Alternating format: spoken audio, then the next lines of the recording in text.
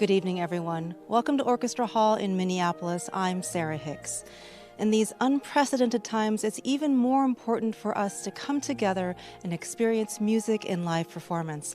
And in fact, we'd like to hear from you live tonight. Let us know where you're watching from by commenting on the stream or by posting on social media, Instagram, Twitter, with the hashtag MNORCH.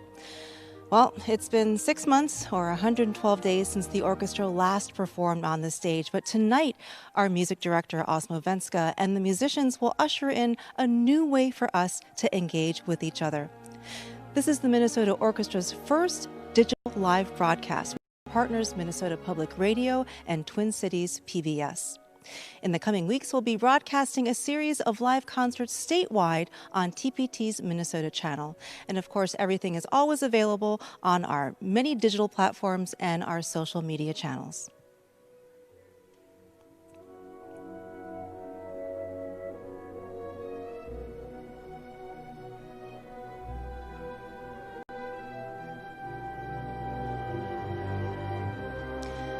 Tonight, we'll bring you on stage with the percussion for a thrilling piece by Devante Hines, and then Osmo Venska will conduct the strings in a moving work by Richard Strauss, and finally, a brand new composition for low brass by our very own Kari Sundström. And you will have a front row seat for everything.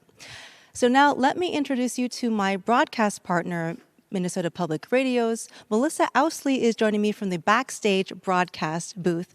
Now, Melissa, NPR has been bringing orchestra broadcasts to audiences for over 50 years, but this is probably the first time it's been with an empty hall with musicians socially distanced in masks. Melissa, what's this like for you to see the opening of this very unusual fall season? Oh, it's a really different experience, Sarah. In fact, no trouble parking my car tonight. There aren't very many people in the lot. The basics of entering the hall are very different. It's very quiet back here, but I am so excited to hear live music again. And I know people will enjoy this tonight. You and I both had a chance to hear the rehearsal yesterday. I was thinking, though, COVID-19, it places so many restrictions on how we live our lives. And in the world of music, it places limits on what can be played. And my initial reaction to restrictions is usually negative. But I have to admit, I'm really excited about this program. For example, at the end is the world premiere of a piece for low brass. It's by Kari Sundström, as you mentioned. And Kari's been in the trombone section of the Minnesota Orchestra for 24 years, so he knows his colleagues in the brass section very well. In fact, he wrote the music with them in mind. Now, the centerpiece is a work that Richard Strauss wrote when he was 80 years old. He had seen the destruction of World War II, and you can feel his grief in the music, which has the unusual scoring of 23 solo strings. So rather than having the musicians play as a section, most of the time, everyone is playing different notes. And then the first piece is by Devante Hines. He's also known as Blood Orange. He's a singer, a songwriter, and a producer in the pop music world. But his background is in classical music. What have you learned about him, Sarah? Well, actually, he released his first classical album last November 2019, and Dev Hines is really just a musical polyglot, and his sensibilities of all these genres are apparent in this work with its drive, its energy, and its incredible cross rhythms. And it's going to be quite a workout for our brilliant percussionist. Melissa, I'm really excited for audiences not just to hear this piece, but to see this piece. It is called Perfectly Voiceless, and the percussion instruments are at the very back of the stage tonight to minimize the stage changes. That includes marimba, bells, vibraphone, glockenspiel, woodblock, Chinese cymbal, metal pipes. I'm sure I'm leaving things out. So get ready to enjoy. Here is Kevin Watkins, Brian Mount, Eric Ripple, and Jason Arcus, the four percussionists of the Minnesota Orchestra. And they'll play for you Perfectly Voiceless by Devante Hines.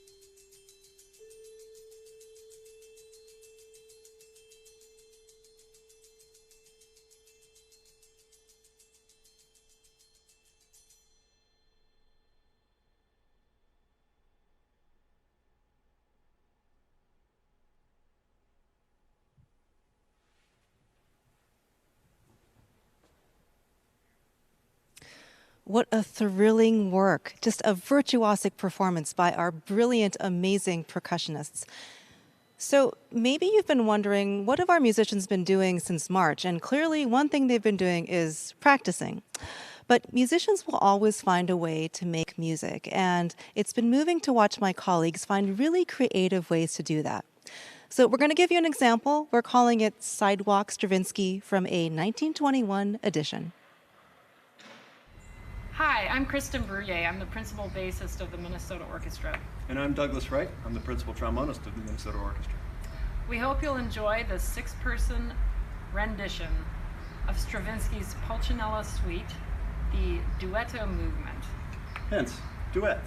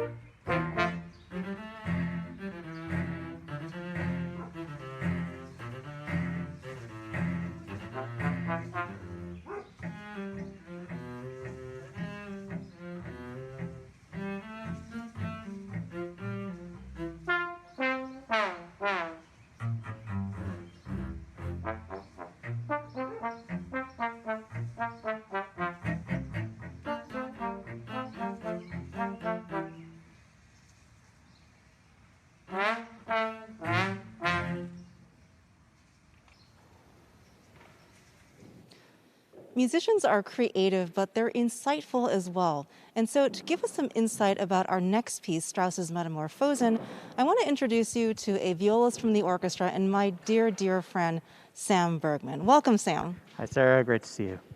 So, Sam, the events of 2020 have really led us to re-examine histories with clarity and honesty. And I think that goes for the history of composers as well. So in this case, we really do have to say that Strauss had a really complicated, if not complicit, relationship with the Nazi Party. So does this context change the way we approach or hear his music? Yeah, we're about to play a massive piece by Richard Strauss, the great German composer, his Metamorphosen for 23 strings. And you know, we each have our own way of listening to music. And for some people, context is everything. And for others, context can feel like a distraction from the pure act of immersing themselves in the art. And of course, you can happily listen to a piece like Metamorphosen without knowing a single thing about it. After all, Strauss specifically declined to tell us what it was about, although scholars have some theories. But if you ask me, music only becomes more interesting when we consider the context in which it was written. And in the case of this piece, Strauss wrote it as Germany and the wider world were just emerging from the horrific reality of Hitler's genocidal rampage.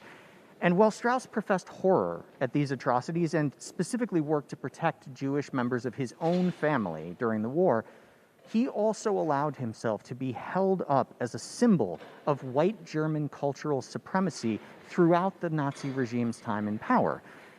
He called himself apolitical. He was a big fan of that word, and he was, I should say, cleared of all official wrongdoing in the denazification trials after the war. But I think we can agree that is the lowest of bars. Not guilty of war crimes is a low bar. And he could certainly be seen by any objective standard as having been complicit with the regime. And of course, you know, in general, we know that calling yourself apolitical is in fact a profoundly political choice, especially when the lives of others are very much on the line. So when we talk about separating the art from the artist, I think that would be a grave mistake in Strauss's case, because placing his music outside the context of his life and his decisions removes its humanity in all the best and the worst senses of that term. And personally, I don't think of music as something that should be free from consequence any more than words should be. Richard Strauss's music is a pure reflection of who he was. Conflicted, powerful, self-absorbed for sure, and profoundly human in all his choices. Wow, Sam, I learn from you every day. Thank you so much for that and for your insight. You need to get up on stage to play the Strauss, so thank you, Sam. Absolutely. Great to be here. So the Strauss work, Metamorphosen, is orchestrated for 23 strings, 10 violins, 5 violas, 5 cellos, and 3 basses. It's a really unusual instrumentation. And you'll see our musicians coming on stage now with masks.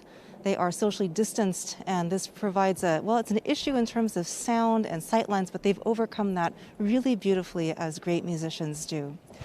Music director Osmo Vanska will conduct. Let's now go to Strauss's Metamorphosen.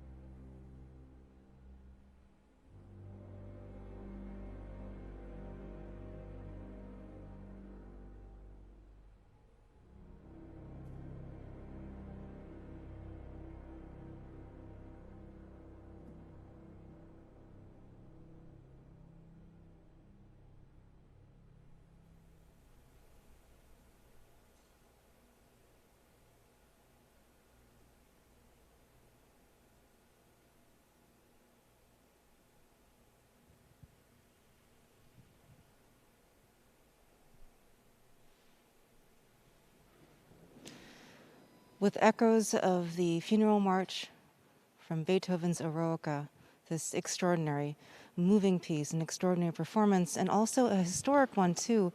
It has marked the first time that our music director, Osmo Venska, has conducted the Minnesota Orchestra in 8 months, a very, very long time for a conductor in an orchestra to be a part. And we're going to hear in just a moment from Osmo Venska. We'd love to hear from you how you felt about this as well. Let us know on social media or share a comment on the stream. And now we're being joined by Osmo. Osmo, it's so wonderful to see you on that stage with your orchestra. To me, it feels like the world is right again just to see you, and it breaks me great comfort. And what is it like for you to be back with our friends and colleagues after so long? Lots of tears. I have to say that it's really, really emotional to play the first time on stage with these great colleagues, great friends, great people of the great Minnesota Orchestra, and that I think you counted, like I have been 9 months away to be able to come and make music. It's something. It's so emotional, and especially to do this piece, Richard Strauss' Metamorphosen, which is one of the like most like deep sadness and some hope there, and then it comes to the end. I think that we all are just like breathless, emotionless, and still full of emotions because the music gave us so much. It's a beautiful way of saying that. Osmo, you're also the music director of the Seoul Philharmonic, so you've been there over the summer. So what was that experience like? Well, I went there first time in May, and we started. It was the first time that orchestra came together. We played something like 25, 30 members, carefully planning. Every program is like replanned, not only once, but maybe more than that. And then we had this kind of possibility maybe to play. We had a video cameras, but maybe to play for the audience. And twice, 2 weeks, we got like 1 day earlier no from the government and the city council. And the third program, we were able to play like 1/3 of the capacity of the hall, and so we played for 400 people the first, and then to repeat the same concert we played for 500 people, and that was like again very emotional situation because it's great to have video cameras, it's great to have microphones, but we felt there like we are practicing music, we are rehearsing music, and then we would like to play that for the audience. And unfortunately, if the audience is not there, we still try to give all we have. But the audience adds something more, and I have to tell everybody who is listening or watching that we really miss our audience terribly bad, and I mean the feelings are terribly bad that we cannot play for you, but I'm looking for the day when at least in some capacity orchestra hall could have audience, and then we can come together and share music with you. That would be so remarkable. Osmo, we have another program coming up on October 2nd. Can you tell us what you'll be conducting on that program? Well, I don't want to tell too much because nowadays I have learned here in Minnesota, but also in Seoul, that whatever we tell people before, it's like there is a guarantee. There is a warranty about that it's going to change. So what we are trying to do, we plan very carefully. We try to get more people on stage. but we have to be careful. We want to keep every player safe. That's number one thing. And then all the artistic visions are number two and three. But I can see it as like a long path. We try to go slowly, but the end of that path, and I don't know where is the end, we are going to have, let's say, 50 people on stage and half of the hall with the audience. So that's my first big goal. And fingers crossed that we could come for that. Yeah, I know it takes some months, but I hope that it doesn't take like a year. We will take it step by step, as with everything in life. Osmo, thank you so much for sharing Thank you, with us. Sarah. Thank you. Step by step, we move on. And now we move on to our last selection for the evening. It's a new piece written by orchestra trombonist Kari Sundström for his colleagues. It's a quartet for low brass. Melissa, please tell us a little bit about this new piece. I talked to Kari a few days ago, and first of all, he's very modest about his composing, and he describes his composing style as kind of old-fashioned. He says, I like melody, harmony, and interesting rhythms. And Kari told me that when the pandemic started, he struggled to find a creative outlet, so he decided to compose a piece for low brass with the playing of his colleagues in mind. And here's what I love. He told me he intentionally left out a lot of the usual performance markings like articulation, dynamics, tempo, because he wanted to give the players as much artistic freedom as possible. And it goes along with his belief that musicians are the greatest asset to a composer. So for him, this is very much a collaborative effort. He calls the set Four Portraits for Low Brass, and the players tonight are R. Douglas Wright and Kari Sundström, trombones. Andrew Chappell plays bass trombone. Steve Campbell is the tuba player. And I should say that the title is not meant to be a portrait of the four players. It's really just four different characters. So Kari says, just listen and use your own imagination to paint a picture.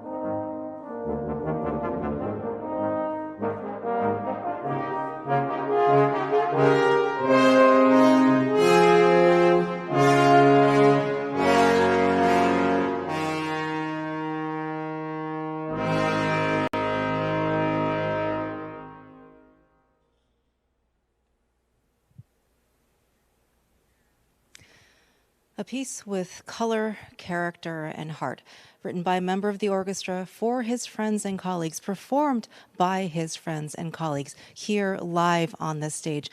Melissa, I can't think of a better way to end this evening. It was a great way to end the evening. And by the way, Kari Sundstrom was the one, if you're looking at the screen on the left-hand side with the darker hair, the trombone player. Love that piece, and so great to be back at Orchestra Hall for live music with members of the Minnesota Orchestra. And I love that tonight we got an up-close look at three very different sections of the orchestra. Percussion for the first piece, strings in the Strauss, and as you just heard, low brass. Maybe that's a silver lining to this COVID-19 situation. And I'm also excited about our partnership with Twin Cities PBS so that you were able to see what you heard tonight. Now, Sarah, as you know, we're back on Friday night, October 2nd for the official season opener. I was going to say a little bit about the music, but after hearing Osmo's reluctance to do that, I'll just say, please join us then. I'm sure it will be great. And Sarah, thank you so much for your company. Fun to be with you this evening. You too, Melissa. Thank you so much. And thank you to our partners, Minnesota Public Radio and Twin Cities PBS. Live music is so important. It's excitement, it's energy of all the people on stage creating music for you right here, right now, even if we're separated by distances, even if we're together only virtually. Live music has the power to root us firmly in the present moment. It connects us through this extraordinary shared experience that we have.